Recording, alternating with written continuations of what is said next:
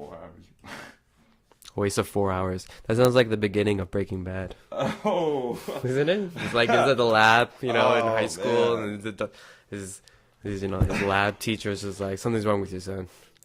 I gotta talk to him. He's like, don't talk to me, bitch. Oh, man. I've tried getting into those American... I mean, I'm from the States, but I could never get into, like, reality TV, like...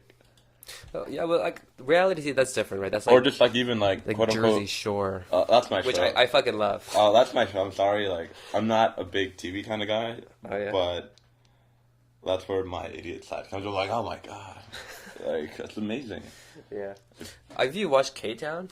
No, I haven't seen it. I heard about it. Maybe we gotta watch some K-Town. I watched everything. I heard it's just like, did it get picked up by like a big network or just like internet based? I heard. I think what happened in the beginning, it got picked up because once people started saying this is like the Jersey Shore, the Jersey Shore of Korea for Koreans, everyone's like, oh fuck, oh this shit, is gonna be good. And then I got that, and then Okay. basically everyone, all the Korean parents are like, oh fuck no. Right? They're just like, there's no way I'm gonna show my daughter Ji Hyun outside, with her thong out. This just, is like, gonna taking body shots. This is gonna just shit on the whole Asian community. Yeah. So I've been thinking like, how come there's no K-Town in Korea? I know. I mean, that would be the whole country though. It would be completely inverted too. It'd probably just foreigners acting like foreigners, and then or it'd be like Korean ajishis on the subway, just like. Dude, I love ajishis, dude. It's like. They're just like, oh yeah, here's a big tall guy. Let me go talk to him. Like, is that what happens really often? Yeah. They're just like, I try to be low key in public and stuff like that because I stand out no matter what. Because I'm so much bigger than everybody else, and especially like when with my camera gear in public, I'm like just trying to keep a low profile, and people are like, what the hell is he doing? I'm like, oh shit. Yeah, at least that's a good thing though, because it means people aren't afraid of you. They just approach you. Yeah, it's just, like, the first couple of months, like, because, like, I've, been to Europe a lot and stuff like that, and I fit in, just, I spoke the language, I blended in pretty well, but I come out here to Korea, and it's like, holy crap, like, I'm the foreigner, like, for real. For real, you're like the minority. And, it's like... What happens, like, my friend Tri, who is Chinese... Yeah. He came to Korea just to visit me, and then I was like, "So, what was your culture shock when you came here?" I was like, I was so surprised at how many Asians there are." I was like, really, I knew I was in Korea, but I didn't really expect that. And I was like, "Oh shit, what did I get myself into?" They're like, "Holy crap, everyone's legit Korean." Yeah, everyone's legit Korean. Be like, why does everyone have straight hair? Oh yeah, we're in Korea. That was like when I went to Itaewon. I was like, "Oh shit, there's a lot of foreigners here. Must be." And then I learned more and more about Itaewon. I was like, "Oh, Itaewon is like completely different from the rest of Korea." Yeah, it's like like it's funny. They'll be like Koreans are like, "Oh, Korea's becoming more diverse." I'm like, "Shit, I don't think so." I think it depends. Like maybe in a few generations, because all the kids that are being taught right now who are like 8 or 10,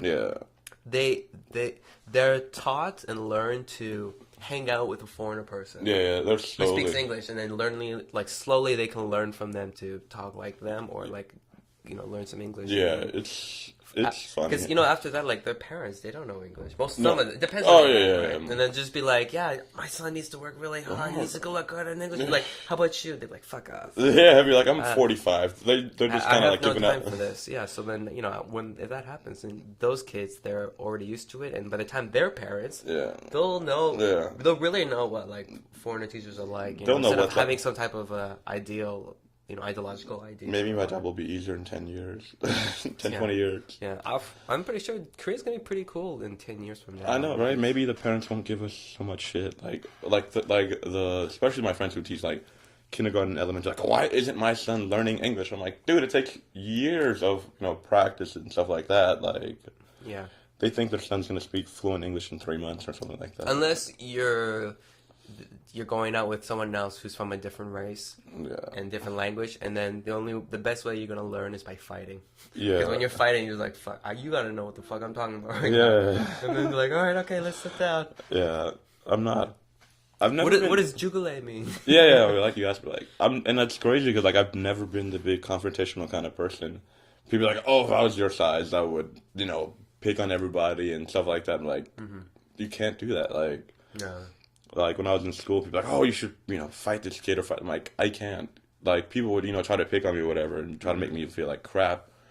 But, like, I just couldn't, like, in the States, it's like, they, like, like, they assume, like, the big guys are always the bullies, but I'm like, yeah, if I wanted to, I could, kill the kid if I wanted to, but.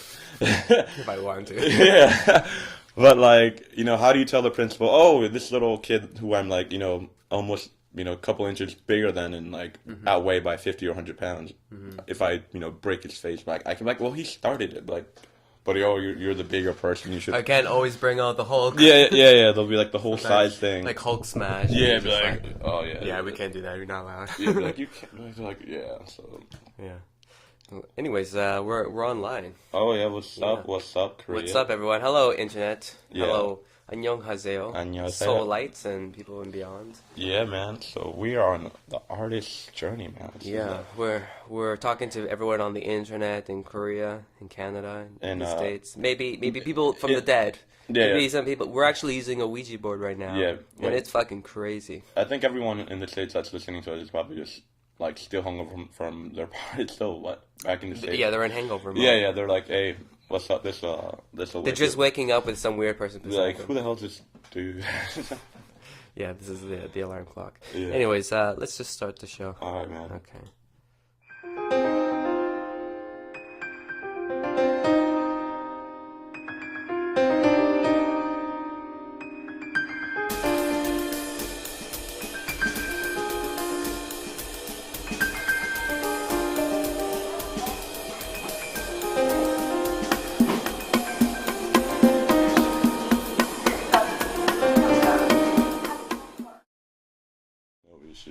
Yeah. Okay. All right, here we are. Welcome, everybody. Hello. I'm your host, Wilfred, and today I'm here with a very special and tall guest. You barely got through the door. I literally did. Jorge. Yeah. Where's Jorge? What's up, man? Thank you for having me on tonight, man. Yeah, my pleasure. Good. Yeah, so we were just talking about before about a lot of ridiculous things. Yeah. But so these days, you've been working, a lot during the weekends. Yeah, man. It's like on my Facebook page, people are. It's like I've been putting on like back to the photo grind, and people are like, oh my god, not again. The photo grind. The photo grind, man. It's I've been fortunate, to meet some very supportive people and who believe in me, and I think it's just pretty cool considering like in August or the early part of the summer, nobody knew who I was. And then suddenly it's just like, oh, you're that my soul guy, yeah. But yeah, it's very, very humbling, and I'm like, it's still like when I think about it, I'm like, holy crap, like this is starting to pick up some steam, starting to pick up some buzz. So we just gotta keep moving forward, try to do bigger and better things, and see where it goes. 'Cause awesome. You never know what happens. So when did you come to Korea? Like how long you been here for now? So this whole artist journey of mine, I guess, began back in 2003. It's when I first started traveling to, I had the dumb idea to want to be like, oh yeah, I want to go travel overseas when I was 15 years old. And I told my parents about it, and they're like, all right, cool, let's, go for it. So, oh, they were cool with that at 15? Yeah, I was 15. Wow. I know that, like, because, most parents are like, oh, my baby, I don't want to lose my baby, stuff like that. Well, yeah, I guess they're just always worried about, like, how much you're prepared, because, when I was 16, like, I didn't fucking know shit. Yeah. Like, everything I did was based on my boner. Yeah. And they're like, this is how I'm living my life. If my parents are just like, you go out and do what you want to do, and I just have a backpack, and I'm going out into, like, the forest and the Yukons. Yeah, man. Like, I don't know. It's crazy, because, like, like, my cousins are starting to, like, become teenagers and stuff like that, and...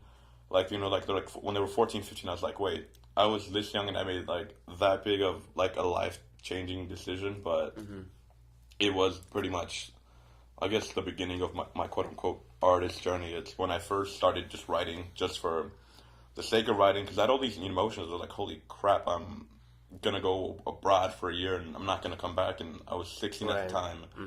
And all my friends were like, what do you mean you're going to go overseas? I was like, they're like, do you know anybody? I was like, no. As simple as that sounds, it's just like, okay. Yeah, and you're like, good luck. No, because when you're in high school, like you're trying to be as sociable as possible. You like, you try to like form the cliques, and you want to be like the cool guy in school or whatever. And I was just like, I'm just gonna go overseas. So and then did that for a year. Came back for my senior year. So where did you go for over a year? I was in northeastern France in Chalon-sur-Saône. Mm-hmm. It was like in the middle of Lyon and Dijon, so it's like right in the heart of wine country. Oh shit! Yeah, dude. So we had a couple wine parties and. At 15? Well, technically it was 16 and then into 17. So.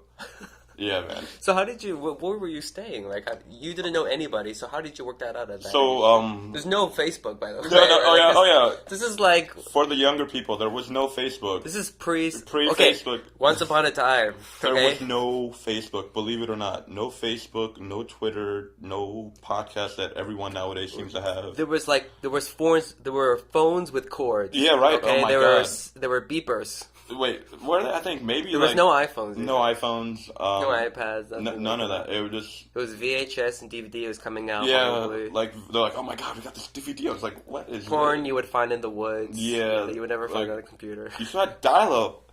Yeah, dial-up. Yeah, you had to punch in the numbers. You had to put in the phone number of the internet site. Yeah, that's how fucked up it was, people. And then we had MSN at the time. Yeah. MSN and did you ever use ICQ? No. Wait, no. I had MSN. Does anyone else remember ICQ? No. It was MSN, like, every couple of months was, like, the servers kept getting screwed up, and you had to call, like, the crappy customer support service, like, oh, give us your whatever. And I'm like, oh my, it was a pain in the butt. Right. So, I was in northeastern France for a year. I pretty much attended high school there, like, all my classes were in French. It was retarded. It was, like, the hardest thing ever. It wasn't retarded. It was just... It was just dumb. No, so, like, everyone out there learning a foreign language, until you go to the country and actually try to use it, it's terrible. Like, were there other foreign students there while you were there? Like, people who were not French but actually went there? Like, coincidentally, there was some other 15 or 16-year-old kid from, like... Be like, hey, dude, you're another weirdo. No. I was, like... instantly, like, the quote-unquote celebrity. It's like, you're like, oh, you're that foreigner from America. I was like, indeed I am. C'est oui. Mais oui, je suis l'étranger. Bonjour. Like, so it's like, I studied French for 6 years before I even got there. Mm-hmm. And then I got there, and I was like, I didn't know what the hell they were saying. That means you didn't learn for 6 years. No, it's just, the speed kills, man. The speed totally kills. That's what, like, I guess, Koreans or just anyone learning, English, it's just the speed kills, like... Speed kills. Yeah, because, like, I knew what they were saying, but it took, like, half a second to a couple of seconds for me to, like, okay, he said this, so I should say this. Yeah, it's like when you're talking to someone on a different language, your brain automatically goes into a 2 to 5 second delay. Yeah. It's like when you're watching live on the Emmys, it's not really live, it's like 5 second delay. Yeah. It's like you're listening in your head, and someone's like, okay, back out, wait. Okay. I'm doing this, and you're following right after they keep talking. And then, like, the TV producer is telling you, like, in your earpiece, oh, do this. Yeah, and you're just like, I don't know what you just said. Yeah, right. Sorry. Can you say that again? Yeah, right. So I was 16 at the time, and I was, like, overwhelmed. I was like, I knew exactly what they were telling me. Just by the time I responded, like, by the time, like, I processed, like, they were on the third or fourth, fifth question, and I was still on question 1. So I was like... Holy shit, so not only were you in high school learning school, you had to do it in a new language. Yeah, right. You're like, hey, try taking biology in a foreign language. It's the hardest thing in the world. So what about living arrangements? Like, how did you work that out? Like, I did it with, like, a Rotary program, where basically they, their whole thing is, they're trying to promote, like, global development and, like, global awareness and stuff like that. Just oh, wow. Yeah, so they do yearly exchanges with, different, like, you go through, like, a year-long screening process, because, like I said, when I was 15, I thought it was, like, kind of interesting that my parents would let me go. Like, I don't know, like, when I have a child and he's 15 or 16, if he tells me, oh, I'm going to go overseas, I'm like, I don't know. Only if you're a girl, I'm not letting you go. Yeah, be like, you're staying in if here. You're a guy, for sure. Yeah, be like, I'm locking you. Good luck, son. Be like, you're not leaving until you're married. So, yeah, because, like, they have to weed out the, quote-unquote, the people who just don't qualify, There's the financial part of it, but then just, like, the mental aspect of it, like, because we all talk about loneliness and all these things so vaguely, but until like you experience it for the first time, you kind of don't know how you're gonna react. Like, are you just gonna crumble up in your shoulder like, oh my god, like go in a Muay Thai stance and cry over your just hide in a corner for a year and just pretend like it never happened. You're like, oh, I'll just get wasted and forget about this year. But as you should. If you're having a bad day, kids, drink a lot of alcohol. Yeah. No, don't. But what would your parents do? But if I don't know. My parents, like, I would, like, now that I'm older, I asked them, like, why did they let me go and stuff like that, and they were just like, we kind of believed in you. I was like, all right, cool. But so then, we didn't have all this mass media at the time. So like, I remember like the first time I actually called them, it was like, I think probably like 6 or 7 weeks, and I just started bawling my eyes out, just crying. I was like, oh my god, Mom, I miss you. Like, just like, homesick and shit. Oh man, that is no joke, people. That is no joke. That homesickness for the first time, it's probably worse than having your heart broken. Maybe. It's a very heart-wrenching feeling, especially, I think that's why it's very hard for many people in Korea and foreigners to leave, because so much time is invested. That's like your first girlfriend or your first boyfriend. And then you do like, I fucking can't leave you, man. No, man. I have so much shit here I can't take with me. Oh, man. Seriously, that's why I guess that's the good thing about being the big guy. Yeah. I guess that's the good thing about being the big guy here in Korea, that people are like, I'm going shopping this year. I'm like, I'm not. So it saves me a lot of money. I mean, because I'm a cheap guy. So, ladies, if we ever lowered go out, expectations. We'll probably go on a cheap date. No. But I'm a cheap person by nature, so if you're a nice girl, I'll treat you right. I'll take you to Outback. I know Outback. Oh, seriously. Call back on Outback, yo. Oh man, can we please? If I kind of like it, we'll go to McDonald's. I know, right? Can we please get some good American food? Outback. They've had I've been out here almost 3 years. They have decided to not change the menu in 3 years. So it's it's good for business. Like there's a recipe, so yeah. I order the same thing. TGI Fridays, they haven't decided to upgrade their menu in almost 3 years. I order the same thing every time. Yeah, but that's the thing, like so many Koreans are just so convinced that's the American way. Yeah. So there's just like, well, we can't change the menu because that's what that's what everybody likes. That's what it was, and then people want a Western kind of version. And usually, I'm just like, man, I don't want that shit. Just like, just fix some Korean. If there's a Denny's, I don't know, maybe. I might God! Imagine if they White put Castle slide burgers or something. Imagine if they put like a Denny's in the middle of Hongdae. How many drunk Americans don't show up there? Yeah. Oh my god. They would put a stick with a box on top, so it would trap people. Yes. Like this. Oh. We got you. We fucking got you. Oh no. Denny's, come to Korea. I would love some Denny's. After I'm done shooting an event. Denny, my bro. Oh please. Bro. Some pancakes at 4 or 5 o'clock in the morning are awesome. But there's not actually. Itaewon is probably the best place for like midnight meals and snacks and stuff. Like the Egyptian sandwich guy. Oh, dude. I think he's like some type of Moroccan. We probably know the guy. Yeah, everyone knows him. Yeah, it's like everybody knows him. It's just like, yo, I give you discount. I'm like, done. He can speak really good French too. Oh yeah, and his wife too. I think his name is Jean-Luc. I could be wrong. I'm probably completely wrong. No, man. These the food here is really good, but most people, they say when they come to Korea like that they've gained weight. I was like, I've lost a lot of weight. So I guess it just depends on what people used to eat before, right? Yeah, I ate a lot of crappy food. I get fat in the winter and then I lose it all in the summertime. That's my rule. People say your summer body is what you prepared in the winter. I'm like, fuck that. Do you know how hard it is to how much it costs to pay heat here? I know, right? It is. I mean, that's why you live in a crappy apartment where everything is so cheap. Yeah. Yeah, like everything's so compressed. But I love heated floors. But this place is like pretty old, so it takes a long time to get that. And I have a tiny apartment, and I wish it was a bit bigger. But you learn to live with it, man. It's just, I guess it's part of the quote unquote Korean experience. Like you have shitty apartments, like your job, and then you have to be active on weekends. Otherwise, you need a hobby out here in Korea for sure. Otherwise, you're just gonna go insane, in my opinion. Yeah, but I guess it just goes for everything else, because when you live in in Canada, where it's fucking boring. You said all of Canada, or just a certain part, or just no, just Canada in general. Like I'm there, and like I'll be honest, it is a boring place. But for if you don't know what you're doing, because if you have nothing to do, you're gonna be bored for the rest of your life. Like there's gonna be people there that are into music, or they like to smoke a J, or just play hockey, or go ski doing, or fucking lacrosse or something, then you're definitely going to be okay. But other than that, it's just like, I don't have a car, I don't have a girlfriend, there's only one park in this entire place. A lot of geese out there, and black squirrels, and I don't know what I'm going to do right now. I'd settle for smoking the J part. I'd be like, screw it. Yeah, so that's why in Canada's okay. No, I've always wanted to go to Canada just to see like, quote unquote, like the cousins of America, and see how they're everything is up there. So people are like, oh, there's right.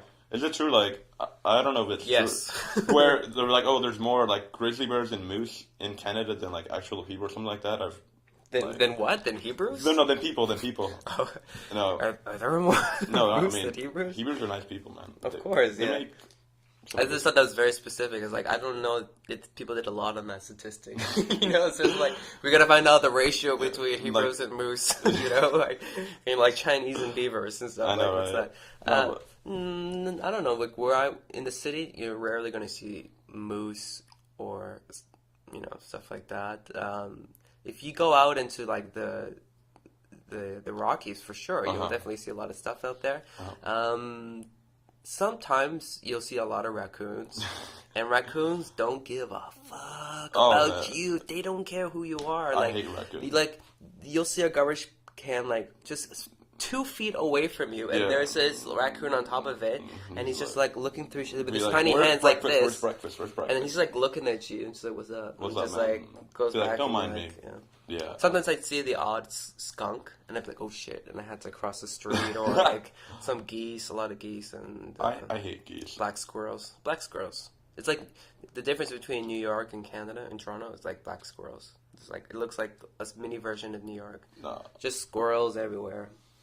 I actually don't. A lot of beautiful nature. Like, I mean, I've been to a lot of, I've traveled quite a bit, and a lot of people love New York, but nothing against New York, but it just doesn't suit my kind of taste. It just doesn't work for me. I don't know. Why? What's your taste? I'm more of kind of like the mellow kind of person, and everyone in New York seems like they're pissed off 24/7. Isn't that like Korea though?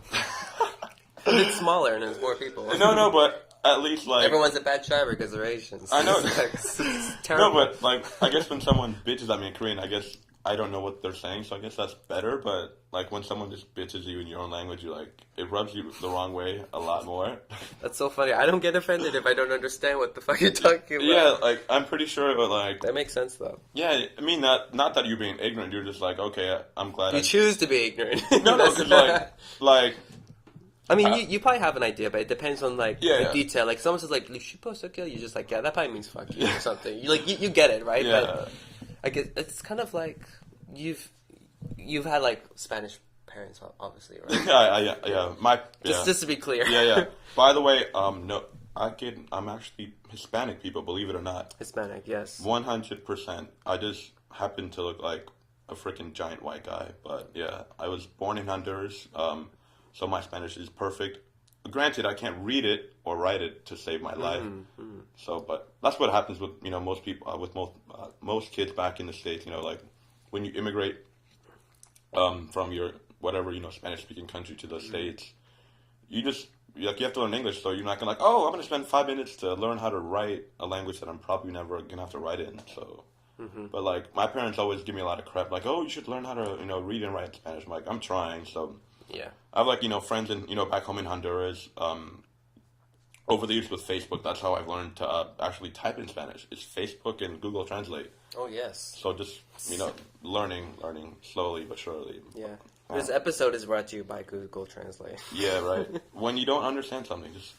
But it doesn't work for Korean, man. Really? No. Don't believe the translations you give. Whatever you give to them, it's not 100% accurate. It's like when you watch The Avengers, and someone translates into Chinese, but then they take that Chinese and translate it back into English, and it's like all fucked up. And like you have no idea what the other person's saying. Yeah. Some of my Korean friends, like they'll post, stuff in Korean. They could, speak both, English and Korean. Like they'll post, Korean like updates, and then like because I use Google Chrome most of the time, so it'll have like a little translate option. I'm like, I'm pretty sure that's not what he meant. Yeah. I love that those little points right under the if it's in Korean, it has like C translation. You click in, and then I have some friends who are speaking in English, writing in English, and then right under it says C translation. It's like, I don't know what the fuck you're saying. Your typos are ridiculous. Like, no one understands right now. And when I hit C translation, it's like, I'm sorry, we could not find a translation for this. Yeah, like even like when because my ability to write Spanish is terrible. I write something in English and have it translated to Spanish, and I'll read it. I'm like, that's not what it means. Hey, as long as you know. Yeah, I'm like, well, that was completely useless. So, yeah, I mean, that's pretty funny though, because like especially when you come from a family like we were mentioning before, like my mom, she's Spanish too, right? Yeah. So then, or Hispanic rather, and then when we were small, man, she used to just swear at us all the time in Spanish, just like puta mierda carajo ven aquí. Yeah, and then afterwards, she would never say the word fuck. She would never say that. That's like the worst thing to say because we knew it, and that would actually be like, oh my god. But then we didn't realize she's been saying fucking Spanish all the time. It feels completely different. After like 20 years, you finally learned what it meant. Yeah. I'm like, for this whole time, she thought I was a shithead. You know? You're like, Mom, no. It's just like with Spanish, I think there's just so much vulgarity in it. Like anything. But they have some really beautiful swear word combinations. Yeah, or just like even the subtleness, like of just like a word doesn't sound offensive, and like someone tells you what it means, you're like, oh my god. Yeah. Like anything in Italian too. Oh no, like I've been to Italy once. I was in like a little bit, about an hour or two away from Milan. And then I went out there, and I was 16 at the time. I was like, oh, I'm gonna go sightseeing, and I just decided to go with no map, and I'm so good at directions that I got lost. and then I was like, I had to be back for a little meeting that we had, and I was like, crap, I have no idea where I'm at. But I had like the little business card from the hotel, and people were giving me directions in Italian. And I guess Italian sounds like a little bit like Spanish, so I kind of figured it out. But it was just like, oh my god, not a smart idea to wander about in a place where you have no idea what people are saying to you. But they were nice though. Italy's a very beautiful country. Yeah, but I think, like when you're that young, you got to be really careful because you can't really trust anybody, man. Because like anybody could just take advantage of you there, right? Yeah. I mean, because at times I forgot that I was 16. I was just like, oh, I'm just doing whatever. But then I was like, oh yeah, I am 16. People are gonna think that I'm naive and everything like that. But you have to grow so fast when you're overseas for the first time. Though it's like people don't tell you crap about the culture or none of that. They're just like, no, that's what you learn from experience. Yeah. They're just like, you hop on a plane and you'll figure it out. And if you don't, you're pretty much screwed. But I guess lucky for me, I was able to figure it out.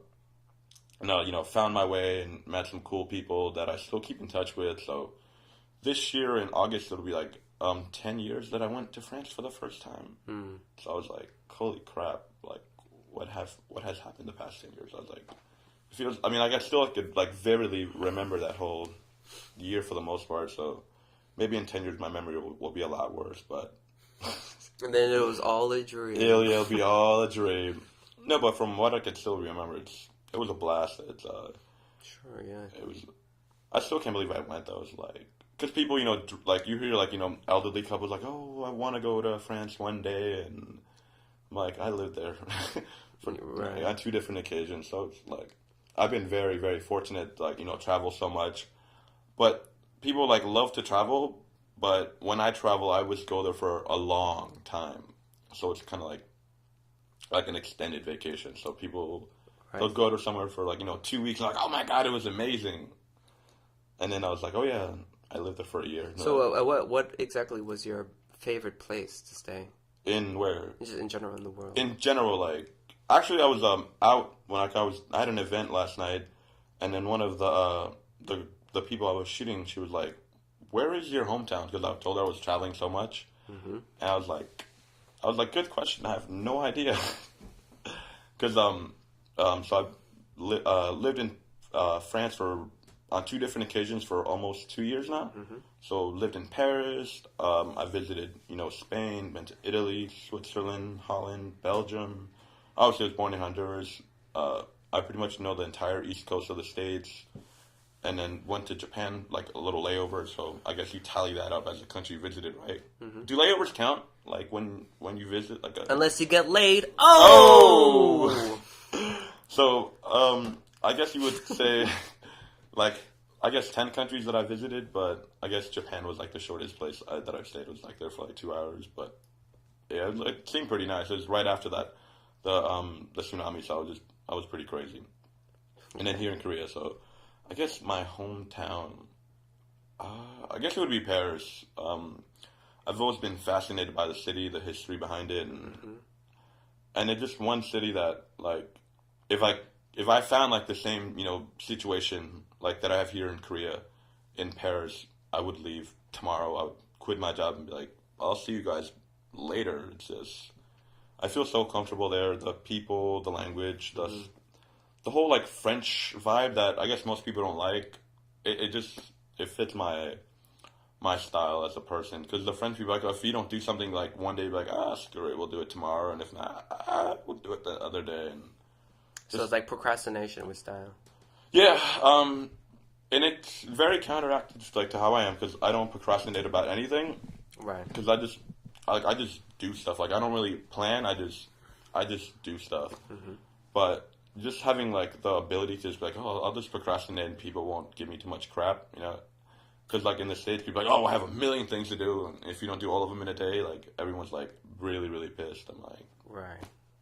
But yeah, to me that's where it's at, and it just sucks that like the economy just decided to take a dump in 2010, right? Mm-hmm. When I was graduating college, because I was thinking about maybe going to grad school in Paris, or maybe like just moving there, just like just like moving on a whim, just like I'm just gonna go out there and find my footing. But when the unemployment was 20% in France right around that time, I was like, well, that's not gonna happen.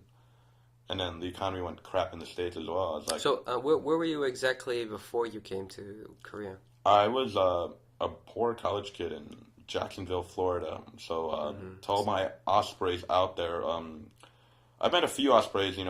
Brent Sheffield, fellow photographer, and a good friend of mine, Flo Lyrical, from also the Jacksonville area. Mm-hmm. So we like either studied or they lived in that area. Jacksonville's a beautiful, beautiful city. It just sucks that there's no jobs there. Like, that's too bad.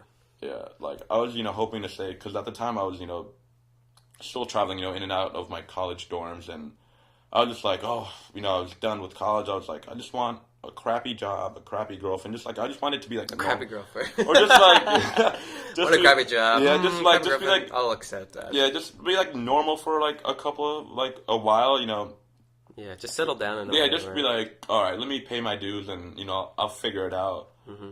But I was like, I'm not gonna sit on my butt for 6 months or a year, because I was like, I had enough. I was like, my mom and dad, like, you should go to school and get your master's, and the economy will be better. I was like, no, that's not gonna happen.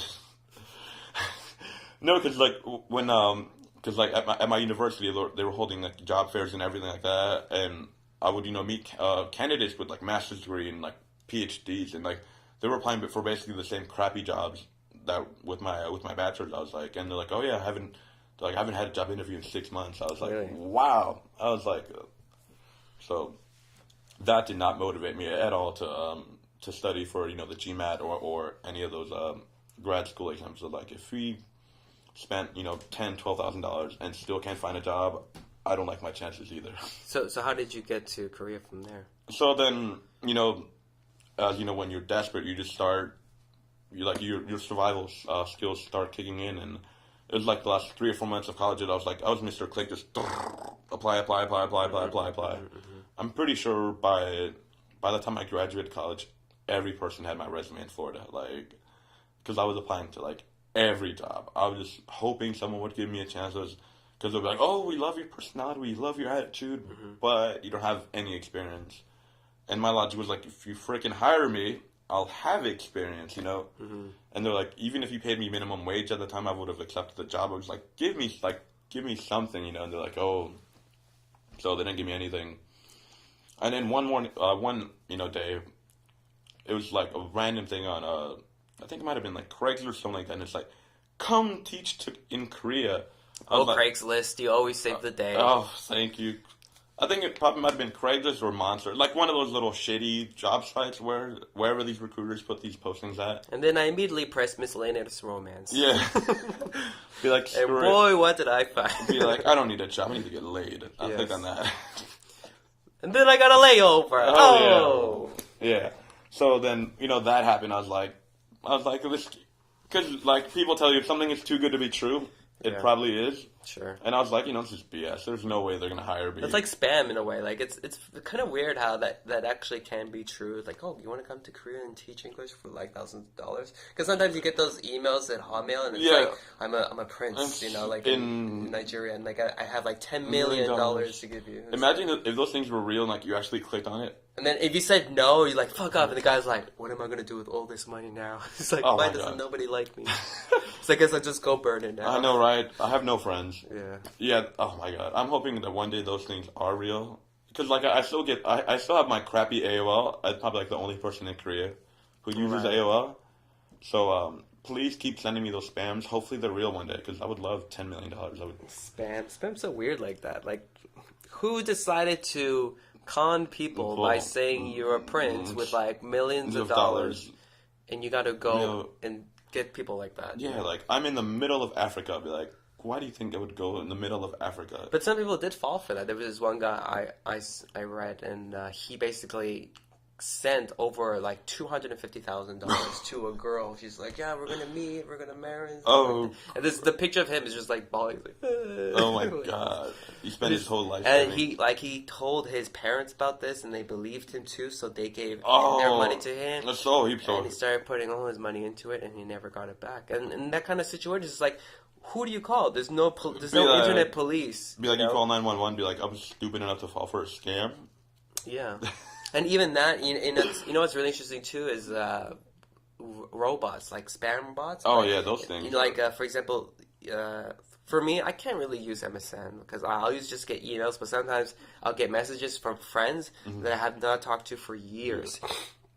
And then it'll be some girl from Canada, and she's like, oh, hey, what's up? And I'm like, hey, what are you doing? She's like, not much, alone. Kind of horny right now. I'm like, LOL. And I'm like, whoa, no, who's this? You weren't that friendly back in the day. And then I'm like, is this really you and so-and-so? And then they'd be like, actually, why don't you take this test? I'm like, fucking you, no. As if there was a chance anyways. But no. They've created like these special algorithms now where you can talk to them and because they had so many experiences of talking with millions and millions of people that you can actually have a conversation with them. And sometimes it'd be hard for people to tell if they're human or not. That is crazy. It's only to the point where, they start bringing up, check out this link or something like that. Check out this porn site. But other than that, there's some where, they can do that. And I used to I wanted to test it out. So I remember I'd get these messages like, hey, what's up? And I'd be like, I don't know, I feel kind of bad. I feel like I want to kind of kill myself today. I have this knife here right now. I don't know what to do. I'm really happy and glad you just called me right now. And it's just like, aw, well, check out this quiz. It's going to be awesome. And I'm like, no! And I'm like, I just cut my wrist and stuff, blah, blah, blah, blah, It's not suicide prevention. Yeah, suicide. I just committed suicide and it's all your fault. They're like, okay. I mean, I think the investment of technology the past, 10 years is ridiculous. I remember when I first got my cell phone, it was the most amazingest thing ever, and it was a piece of crap phone, as big as my hand. And they're like, oh, guys, got a cell phone. They're like, oh. And now it's everybody has cell phones. When my first job was here in Incheon, and all these kids, because I worked at an Avalon, and pretty much Avalon's the big, right, the English one, the big corporate one where everyone goes there. The parents are just retarded rich, and the parents just send them there because they don't like their kids.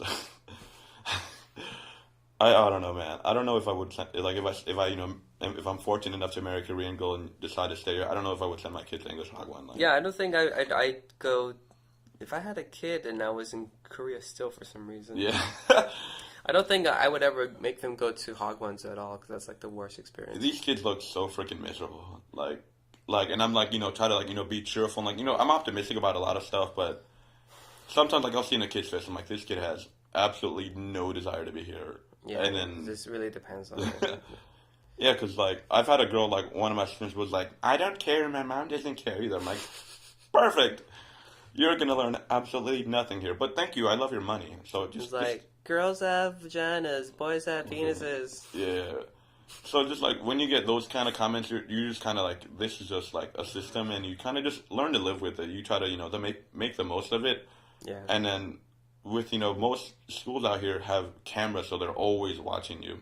So that's just kind of weird. Oh, I had a situation like that when I used to teach school. I think it was CDI or something. Oh, man.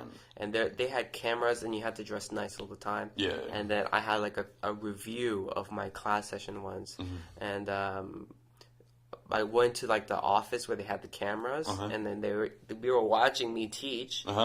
And then the teacher was like, the shitjungni, or the guy who's right below the vice principal, basically. Yeah. He's like, there's a video of me. There's like the table here, and my one leg is out to the side, and the other leg's in here because it's kind of small sometimes. So you have to do that. And then he's like, "Yeah, you see how your one leg is on the left side like that? It's like you can't do that. It's 3 degrees too far to the left." I'm like, are you serious? Like, is this why you brought me here to talk about this? Like, I have shit to do, and I have a schedule that I have to put up with all these different activities and stuff that you guys wanted to do, and you're telling me this is the biggest problem I have right now. You critiquing my leg placement. Yeah, I was like, oh my god. I was like, I can't believe we're talking about this right now. Be like, what about my teaching skills? Like, oh no, screw it. Your leg positioning is totally off. It's not professional. Yeah. No. Yeah. Like with my first job, they gave my the person, because when you get hired, you're usually interviewed by the head foreign teacher, and then the boss, the head guy gives the final hire the dude. So then, so back in 2009, when I was in Paris, one day I was just like, went to the Eiffel Tower, and I took like a photo from like, an angle like this. I was like, kind of like, typical like little self-portrait or whatever. Indian shot. Yeah, it was like, boom, I looked completely short. I looked like a small guy, and like some of my friends, a good friend of mine, Jack Zilla and CJ Gardner, like the first time we met, because they're like, oh, I'm always networking with people, and like I eventually got contact with them. I was like, hey, I'm gonna come out shoot this event or whatever. So we never met in person, and then they thought I was a tiny guy. They thought I was like 5'4", 5'5", or whatever, and like I meet them and like, where's the little guy? So so that was like the same thing with my job. Like they saw my picture and they're like, oh, he's a tiny guy. They thought I was me like 5'3", 5'2", and then like they meet me at the the airport or whatever. I was like, I'm George. Like, are you serious? I was like, yeah, like I'm the guy you hired. And they're like, where's the little guy? I was like, what little guy? So I've had some people. I'm sorry if I've misled anyone about my height. I am pretty tall. Well, I guess for Korean standards I'm gigantic, but for American standards I'm like, I fit right in, so yeah. I think like the average Korean girl, like I always forget, like, because the States and like the rest of the world decides to use like different like measurement systems, like we use feet, and here in Korea it's like centimeters. So I think the average Korean girl use millimeters.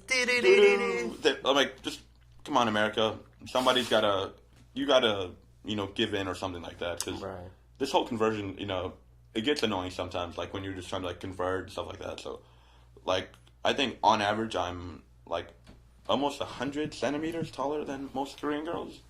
So, or like a foot. So most, like I read a thing in one of my classes where it said the average Korean girl is 5 feet 2 inches tall. I was like, perfect. On a terrible day, I'm 6'2". So it's like I'm 187. That's actually a perfect size. Oh, yeah. So it's just like, dealing with the whole height thing is.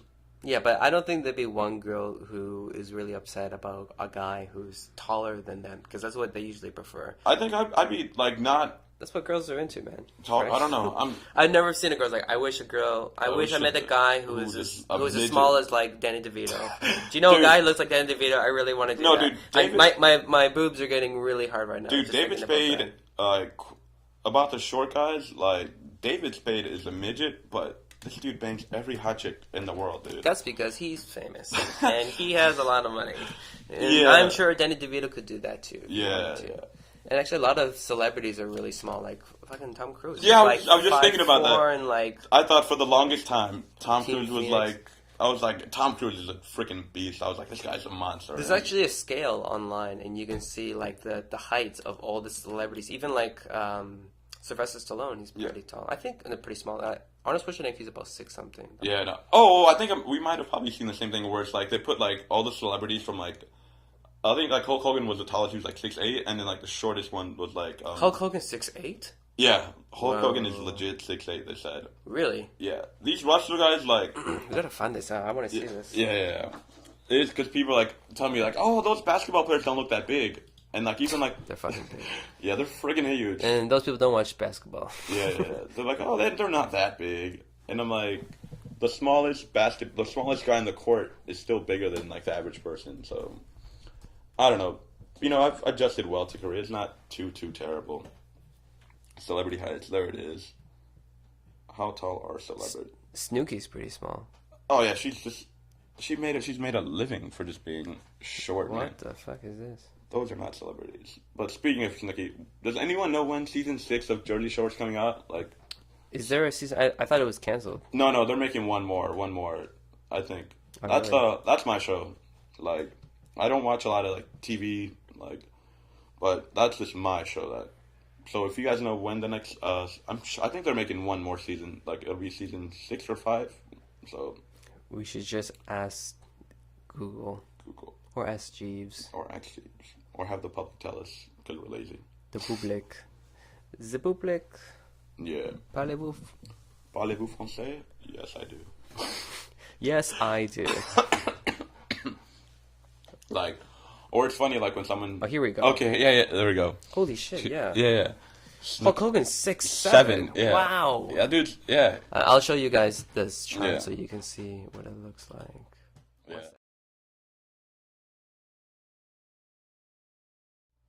Anyways. Yeah. Through the wonders of television, everyone looks so much bigger. I wish television would make me look a little bit skinnier. Here we go. So we got Snooki. She's a legit 4'9". She's 4'9". Wow. Olsen twins 5'0". That makes sense. Yeah. Lady Gaga looks like Lady Gaga. 5'1"ish, 5'2"ish. Seth Green is 5'4". Justin Bieber 5'6". I remember like a couple years ago, like, oh, he's gonna. Katie Holmes was taller than everyone was taller than Tom Cruise. George Clooney is about the same. Oh man, if I was a girl, I would. They're just under 6 feet. Okay, if I was a girl, I'd. Who is that guy? I think just some fucker who put himself inside it. I think if I was a girl, I would totally go for George Clooney. I think George Clooney is a good-looking dude. Like, all the girls want him. They sure do. Oh yeah, sexy. I would be Ron Jeremy because all the girls want him, no matter what he looks like. God, like that guy is. I don't know. Like, how do you pull that off, Ron Jeremy? You're like the fattest. How do you pull it off? You just pull down your zippers and pull it out, kid. You're in the movies. Oh, You're in the movies, kid. You got what you need. I think everyone. Show them what you got, kid. I'm pretty sure every guy at one point is like, I wish I could be a porn star. That sounds like the easiest job ever, right? You just hook up with random girls in front of a camera. Like, who wouldn't want to do that? I'm not sure if it's all random girls. It depends where you are. Because I'm pretty sure there's a community of them. They all know each other. What's up, Sam? Hey, Ashley. All right, you ready for anal? Okay. All right, just like watch out for my eyes because last time I had this one huge thing. You know, just like, it's just a whole different world. So, I mean, like, you do like character. Like, how did you get into like the whole character stuff? Like, because I took a few of, like, when you had that event a couple of months ago. Oh, a Poptastic? Yeah, that was cool, man. It was, right. And then you were doing the whole character thing. I was like, man. Yeah, that was where I met Sun Young, the girl beside me. Remember her? She was doing the inner portrait stuff. She was awesome. Yeah. And the caricature stuff, I was actually doing it today, too. I was doing it at Shinsegae department store. Nice. And every Shinsegae department store at the top floor, like the 9th floor, they have a culture center. And this culture center is basically where you can learn a variety of different things, music and ballet or whatever. And they do a promotional thing, and sometimes I got invited to do some caricatures for some kids. And nice. I thought like you just posted up and like I'm just gonna go and. So they invited you. That's pretty cool. Yeah. So it's a good gig, you know. Like you just go for like a few hours. You get like a couple of hundy bucksies. Man, you're making more money than I am, dude. And then you just kind of chill for the rest of the day. But it's on a Sunday. Whatever, you know. I can't.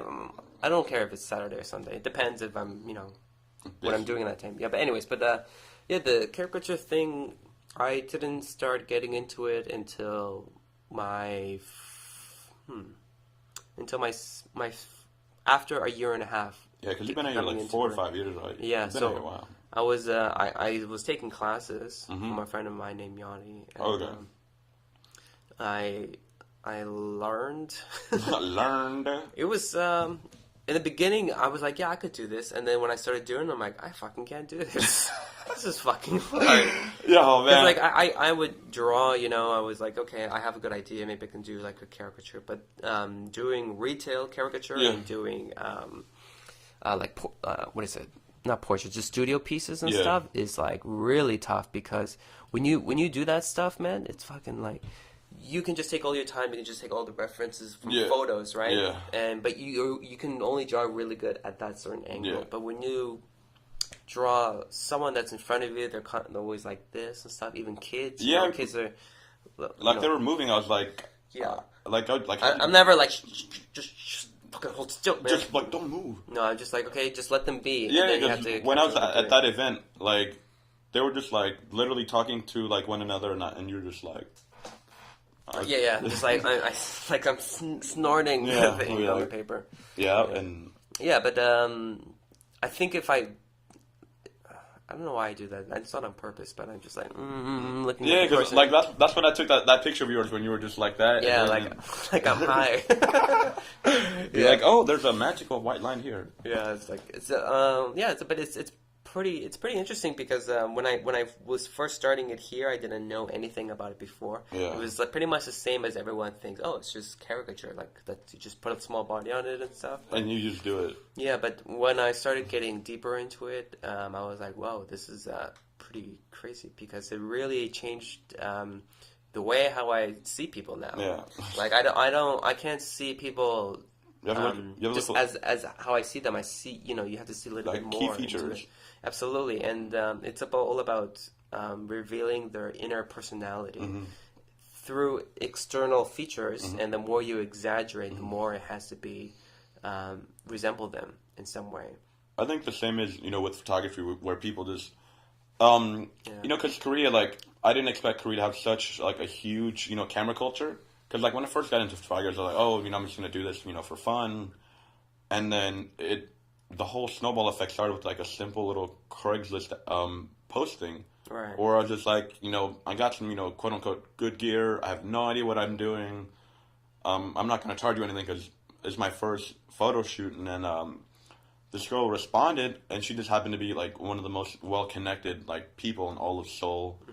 And then, so shout out to Melody, Schuler. I'm pretty sure I'm pronouncing her name wrong, but Melody, if you're watching, thank you for being my first quote-unquote client or just person that I photographed. And she was like, oh my god, these are amazing. I was like, all right, cool. So I guess it went from there, and you know, that led to another thing, and it just has started, you know, slowly like the whole snowball effect where now it's like every weekend, like, you know, with a little bit of luck, most weekends I'm shooting like 2 or 3 events, and I try to squeeze in like as many photo shoots as I can. Well, like with wintertime right now, nobody wants to be outside, so I haven't done that many photo shoots during the wintertime, but usually like when the weather's good, I try to do like an event on Friday night, maybe a photo shoot like the middle afternoon on a Saturday, and then go back to my apartment, sleep for a little bit, and then shoot an event Saturday night.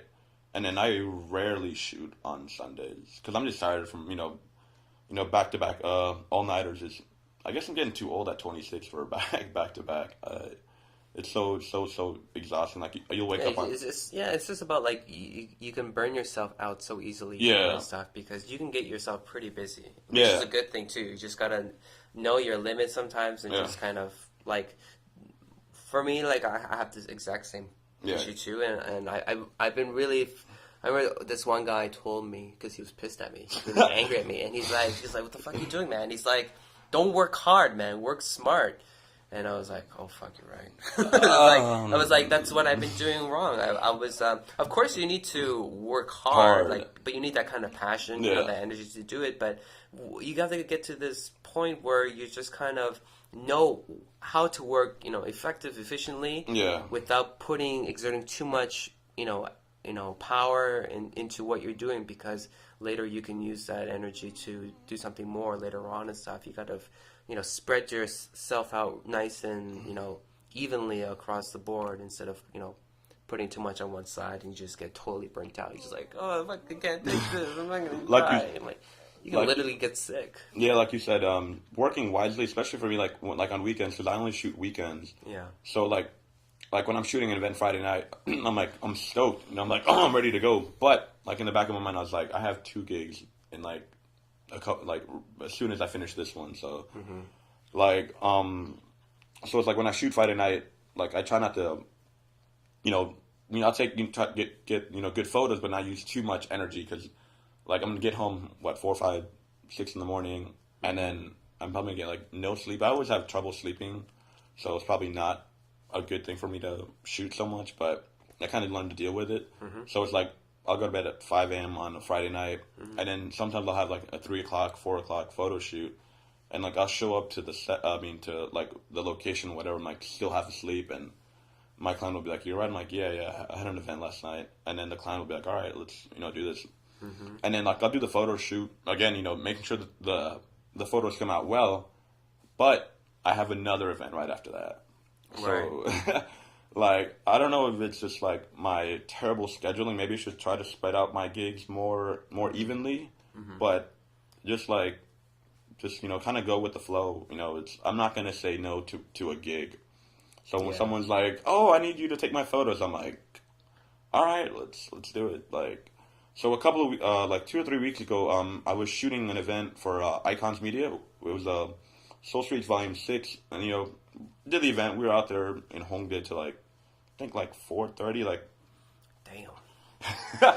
Yeah, man. When I do these hip hop shows or anything in Hongdae, it's always all nighters guaranteed. So we were out. We were getting some food. Just we were all tired. It's the end of the week, and we just did the whole show. The show, went well and everything. Everyone's stoked, and the DJ was because I took his photo at another event a week before, and his parents loved it. He was like, "Oh, my mom and dad love the photos that you took of me." I was like, "All right, cool." So it's 5:30 in the morning, and he's like, "Hey, bro, let's do a photo shoot." I was like, "Right now?" It was like, "Yeah, let's do it right now." So we just went to the park at 5:30 in the morning to do a photo shoot. It's freezing outside. I think it was 20 minutes, the photo shoot lasted, and I was like, it's so cold, but yeah, so once, I can't really say no, so, or the busiest I've ever been was I think it was last month where, in a weekend I had 5 events in 2.5 days, and I was the dumbest thing I've probably done. Right. But it's a lot of fun. It's I try to push myself to see how far I can truly go before I almost die. But how much can I work in That's exactly the same quote I heard from a person who took heroin. I want to see how much I could take before I could die. So I think 5 Dude. events. Yeah, so I guess 3 is a good amount, but 5. Yeah.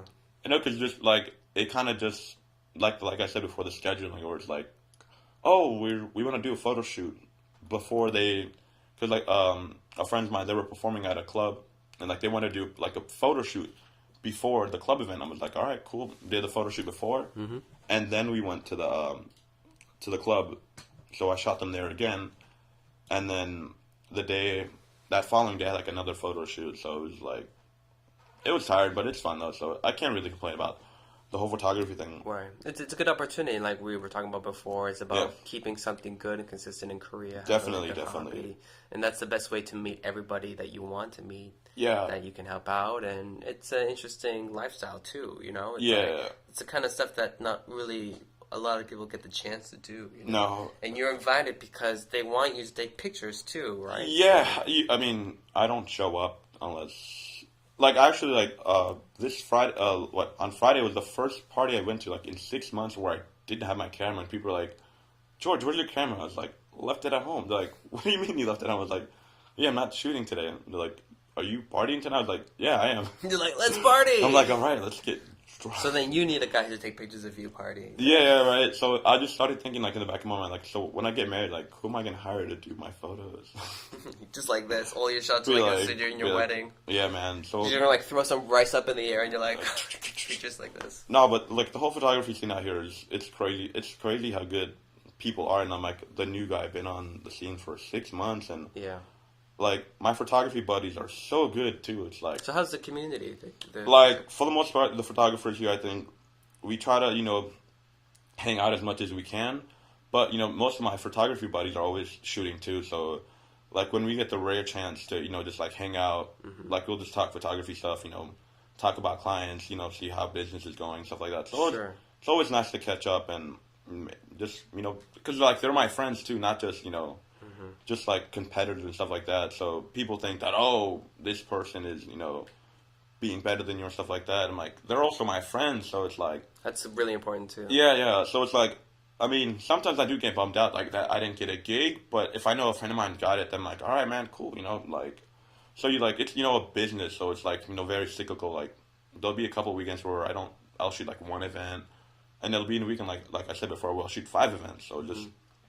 I'm trying to be patient, but... I guess I'm not really patient all the time. But that's what it makes sense because that's why you got to be open to any opportunity. Yeah. So it's like, and it's like, very, very, like I'm staying positive about everything, I'm just improving as a photographer. Like you put on the event page, like everything I've literally learned from photography was literally from like YouTube. Like that's awesome because if that's all you need, then wow. That is like honestly, like I've learned everything from YouTube, like.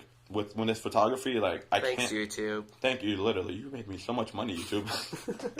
I should send you a check one day. But yeah, like I literally learned everything from YouTube, and then like, because people are like, oh, you should read books on photography. With like, I realized when I was first learning about photography, like if I read books, I would waste my time. So I'm like, I have to do stuff with photography. Like I have to be physically playing with the camera and figuring it out. Right. And then, and after that, I just went from there and. I would like to hang out more with my photography buddies, but we're always so busy, though. But, like, I'm always love seeing what they produce, man. Especially because I'm from Florida, man. Mm-hmm. This whole winter thing, I don't do winter very well. So, like, they're keeping me going, so. That's good. Yeah. Hey, all my photo friends out there, man, thanks for doing good stuff. Because if it wasn't for you guys, I would not be shooting this winter. I'd be like, screw it. I'll see you guys in the spring. Absolutely. So, is there anything else that you want people to know about what you're doing or where they can see your stuff? If you're curious, or please check out my website, mysoulphotography.com, or on Facebook, just My Soul Photography. Mm-hmm. I pretty much do a lot of promotions on there because, like, I have a degree in marketing. Cool. So, just learning about the whole business aspect of photography, like, most people think it's just like a hobby, but like.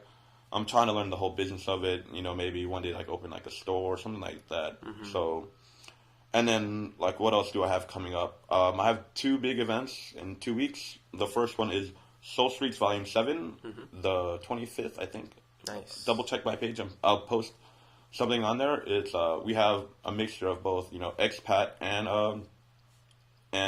like, Korean artists coming out. It's always a good show. I've been shooting in the past 5 months. Yeah, like 5 or 6 months now. Right on. And then I'm doing another big event the following day, the 26th, at, again, Freebird.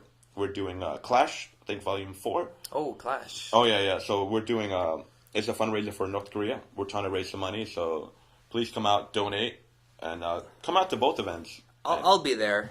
Yeah, so... it's a good. I went there last year. It was good. Yeah. So I think for Soul Streets Volume 7, DJ Hypnotic will be hosting. Ooh la la. Yeah. And then for Clash, I think Jane Parker will be hosting. So yeah, Jane Parker and was it Queen? Yeah. So I've met a lot of cool people on the scene so far, and it's crazy. Like I've only been doing this for 6 months, and I'm excited, about the future, and we'll see where this whole photography leads, man. It's been fun, and I can't wait. So I had a couple weeks off, like 2 weeks off I took. Had my first, gig of 2013 yesterday, so felt good to, get back into the groove of things. And then next weekend, I don't know what I'm shooting next weekend, but I'm sure I'll find something. Right on. Yeah. Yeah, so guys, just check that out, his Facebook and his website, My Soul Photography. Yeah. Also, I think for Artist Journey, just remember just to check out our page on Facebook, /My Artist Journey. We also got some events coming up soon. We're going to set something up with Adam Palmeter. Oh, man, dude, that guy is... He's a great guy. He is so nice, dude. He's such a nice guy. Yeah. And what we're gonna do the artist afternoon, which is basically anybody who wants to draw. It doesn't matter anybody of any skill, of any style, whatever. Just come out and have some drinks with us and draw together. Wait, is that the 20th? I think it's next Sunday. I have to find out. Yeah. I'll next week is the 20th. Yeah, so it's gonna be on a Sunday, and we just wanted to do it because. For myself, Adam and I, he did all the wall. Bar Carmen, dude. Bar Carmen, dude. Oh, so man. We're gonna do it there. He did all that, the whole mosaic thing and everything. Yeah, all that. Dude, that is so dope. Shit. Adam, dude, good job on that. That's really cool, man. Yeah, so we want to do something really cool with that, and so that's why we're going to try working out with Artist Afternoon. It's going to be really fun. Yeah. I think it's going to be a really good time, and hopefully it's going to bring in a lot of people just to draw, because, there's nothing wrong, if you want to learn to draw, great. There's a lot of great places you can learn and draw for free. Also, there's nothing better than drawing with other artists for free and being in that type of atmosphere, because when you're doing that, instead of you're at home, you're just by yourself, you're listening to music or whatever, why don't you just go out somewhere and meet some other artists too, and then you're listening to music, you're drinking with other people, you're fucking socializing, and you come up with something much more different than you would ever thought you would be able to do. I got that invite. I'm gonna try to come out, so hopefully if my event next Saturday, I don't know where I'll be shooting, but I'm sure I'll be shooting somewhere next Saturday night. Yeah, absolutely. So if I'm not too friggin' just sleepy or hungover, one of those. No, lie down there and everyone will start drawing you. No, because people are like, "Oh, do you drink much at your events?" I'm like, "No, I don't." No, I don't either. I can't, man.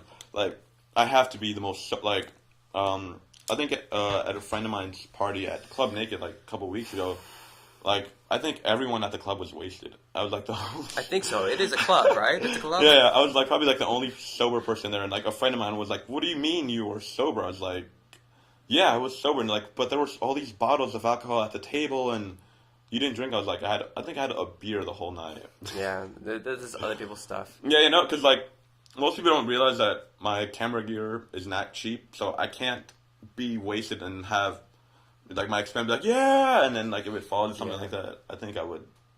Absolutely. I wouldn't get a heart attack, but I would really, really. Yeah, you gotta be modest with that shit. Yeah, man. Yeah. So anyways, just keep on the lookout for that. Also, again, Artist Journey, we're gonna be teaming up with Seconds to Impact, and we're gonna be working on making an interesting new channel.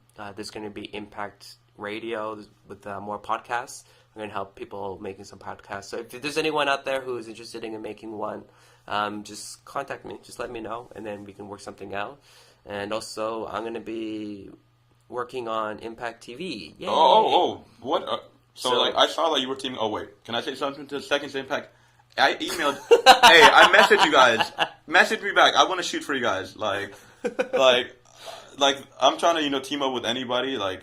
I guess I'm the annoying person who message everybody about photos, but hey, hit me back, man. I want to work with you guys. Yeah, man. Please do that shit. Yeah. So we're gonna be doing. I'm gonna be doing Impact TV. Hopefully, we're gonna come up with some good shows and stuff. Yeah, man. Just raise up the community entertainment. Man, dude, you're natural for hosting, bro. Thank you. I appreciate that.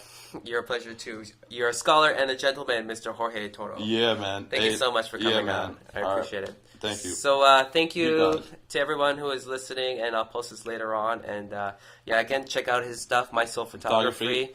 And we'll see you guys at the next one. Adios. Ciao. Ciao.